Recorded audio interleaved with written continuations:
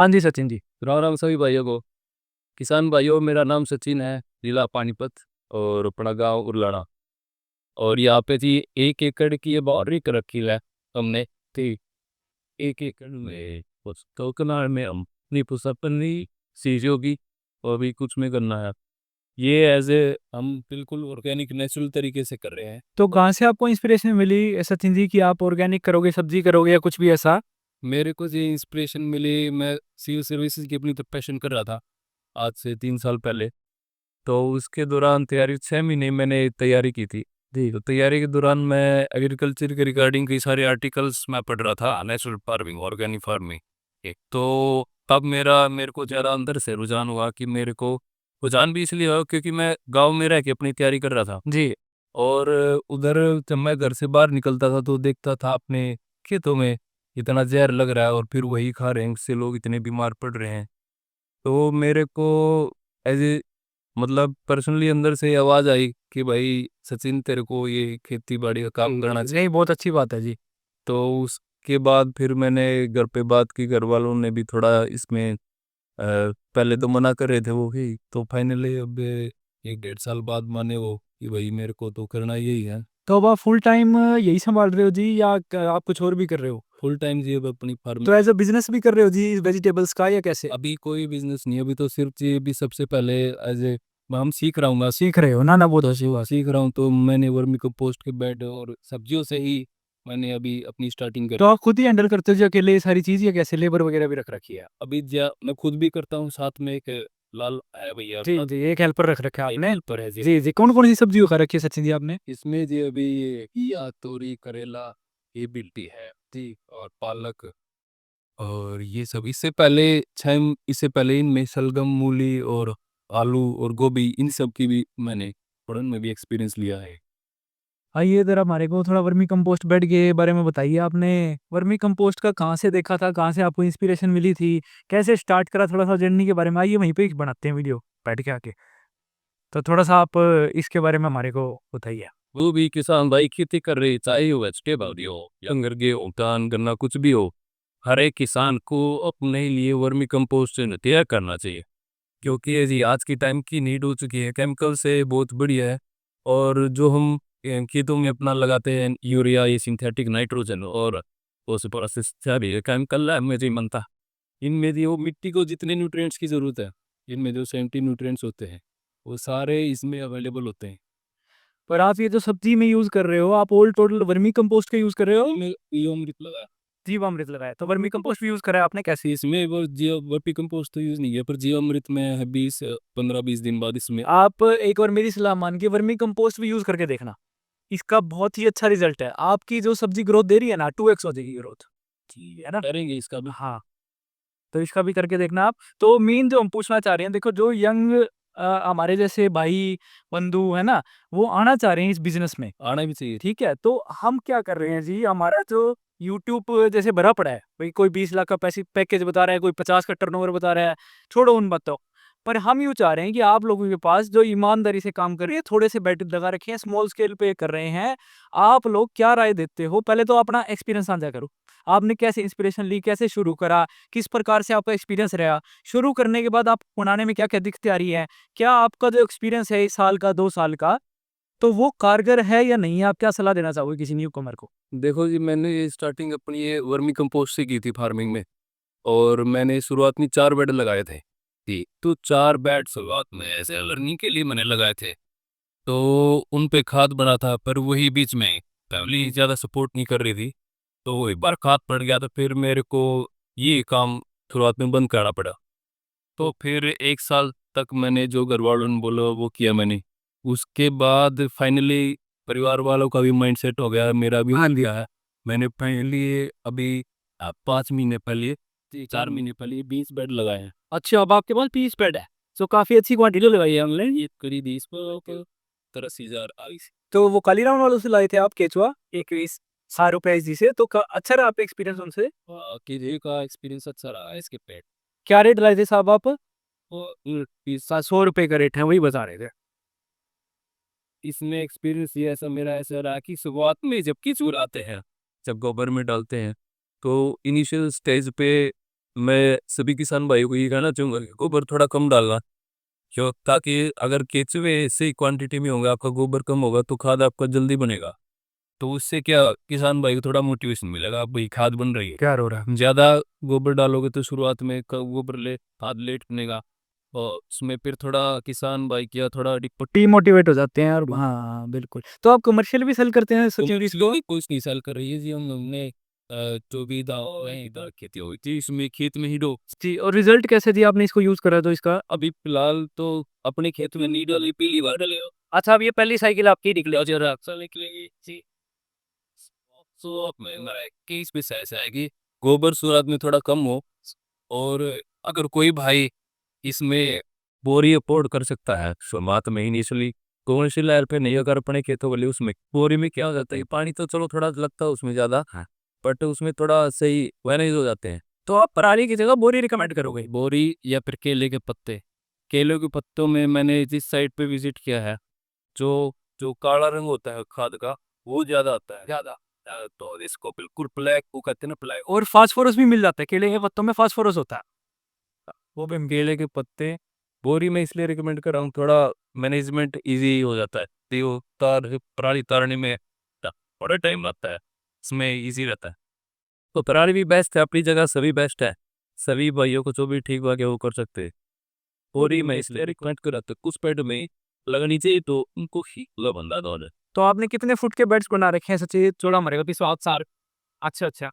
3x4 की bed, जी। और ये भी बेड वहां से लेके तो कितना आपने इसमें खाद डाला है या क्या गोबर डाला है, कितना डाला है आपने? लगभग इसमें आई थी 15 ट्रॉली आई थी। अच्छा, तो फुल फ्लेज आपने बना रखे हैं इसमें, बारी बेड बना रखे हैं आपने? हिंदी बाद में मेरे को मेरे इसे ही लगता है शायद मेरे से ज्यादा गोबर डल गया। हाँ हाँ हाँ। नहीं, ज्यादा भी डल गया फिर उसके अनुसार आपकी जो खाद है वो क्या तैयार हुई? कितने महीने हो गए आप पे? बेड में लग सारा तैयार हो गया। हाल ही। तो इसको कितने महीने हो गए सचिन जी लगाए? ये 11 फरवरी को मैंने केचुए डाला। अच्छा, आज आज होगी तारीख मई, 12 मई। 11 3 महीने। 11 11 जनवरी को, तो 4 महीने होने को आए हैं। अब इसमें लगभग ठीक।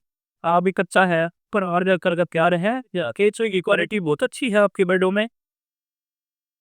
केचुए भी है वो, आपने मेंटेन भी करके रखा चाचा है। ये बहुत बढ़िया। तो पराली आप क्यों रिकमेंड नहीं कर रहे? क्योंकि किलोमीटर में कर रहा हूँ। हाँ। बस मेरे को जब मैंने खुद जैसे अपने हाथों से उतारता था उसमें थोड़े टाइम कंज्यूमिंग और ये टाइम गन्स करो। अच्छा, ये टोटल और टोटल वहां तक आपने जो है 20 मिनट लगा रखी है। हाँ।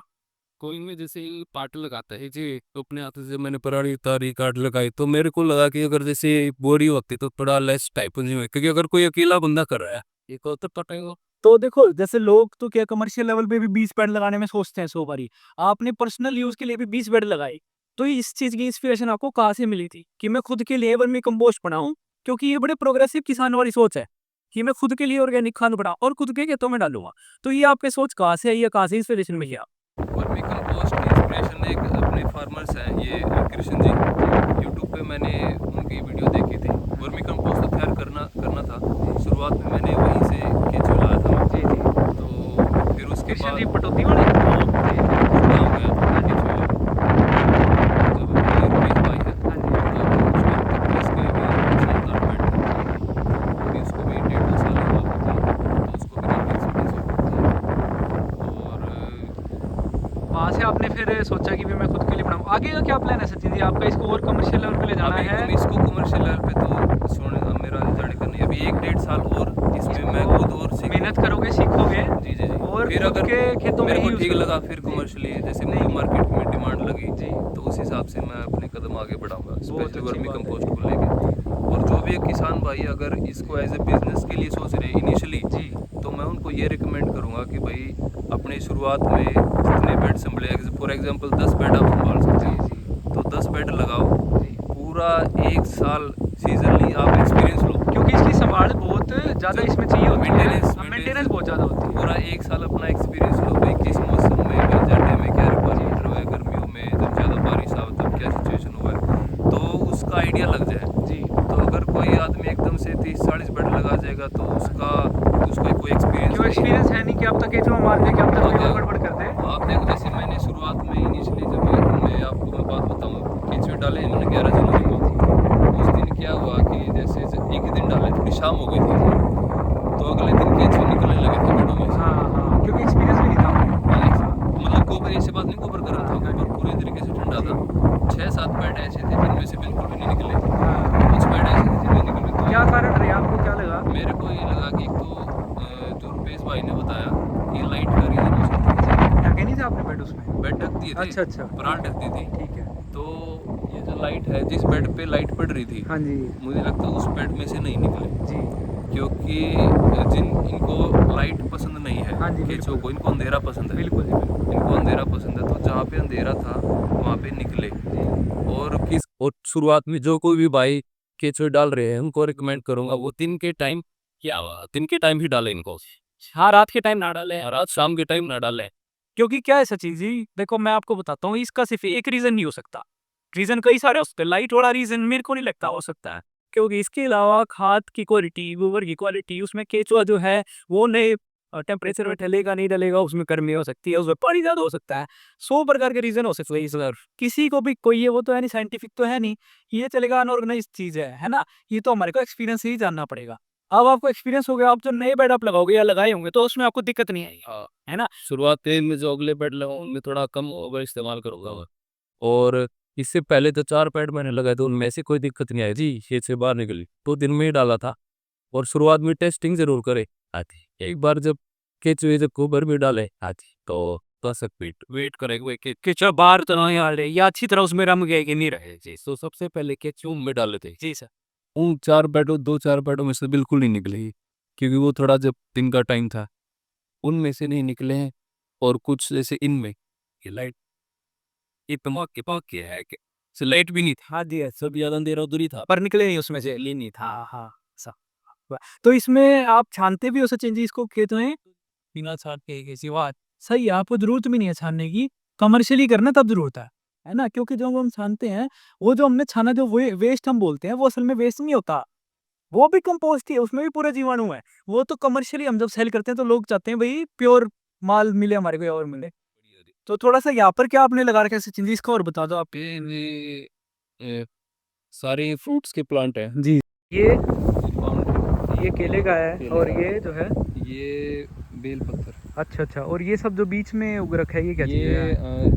मौसमी, जी। संतरा, कीनू, जी ये शहतूत, जी। लीची, आम, हाँ जी। जामुन। अच्छा, और तो सारे आपने ये शौकिया ही लगा रखे हैं, कहने का मतलब जी, जी, जो जी, है ना। शौकिया ही लगा हाँ, रखे हैं। और छायादार भी हैं, खैर ये। छायादार भी हाँ जी, हैं, अमरूद के हैं और नींबू के, जी जी ये सारे पौधे पिताजी ने जी। लगवाए। तो सचिन जी, मैं आपसे पूछूं एक आखिरी सवाल, कि आपका फ्यूचर क्या प्लान है इसको लेके, भाई ऑर्गेनिक में या वेजिटेबल्स में करोगे, या वर्मी कंपोस्ट को बढ़ावा देंगे? मेरा जी नेक्स्ट, जब मैंने अपने माइंड सेट किया कि मेरे को फार्मिंग करनी है, जी तो मेरे को ये तो होता था कि भाई नेचुरल ऑर्गेनिक बिना जहर की खेती करनी है। जी तो हमारी जी इधर जितनी भी लैंड है, उसको सबसे पहले मेरे को केमिकल फ्री करना, मेरा पहला मोटिव ये है, लैंड को केमिकल फ्री करना है। क्योंकि शुरुआत में जैसे हम खुद घर पे जहर मुक्त जो भी सब्जियां खा रहे जी। हैं, उनमें कोई जहर नहीं। तो अच्छा, ये सब सब्जियां आप घर में यूज़ करते हो? जी जी, घर में यूज़ करते हैं। और घर पे भी अब हमारे 5 गाय हैं, तो अच्छा, अच्छा। देसी गाय हैं सारी।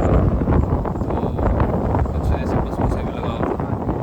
फिर एक्चुअली मेरी जो पढ़ाई हुई है वो चंडीगढ़ से हुई है। अच्छा चंडीगढ़ में 6-7 साल रहा हूँ मैं। अच्छा जी। वहाँ पे सारा मेरे तो आपके लिए तो पूरा वही अलग ही हो गया माहौल, बिल्कुल ही। खैर पले बड़े तो आप गांव में ही हो, पर बीच में आप चले गए थे 6-7 साल। 12th के बाद मैं 6-7 साल चंडीगढ़, वहाँ पे मेरी ग्रेजुएशन हुई। तो आपको वो लाइफ बढ़िया लगती है कि ये वाली जो आप जी रहे हो? ये लाइफ मेरे को जो फार्म लाइफ है, विलेज लाइफ है, एज कम्पेयर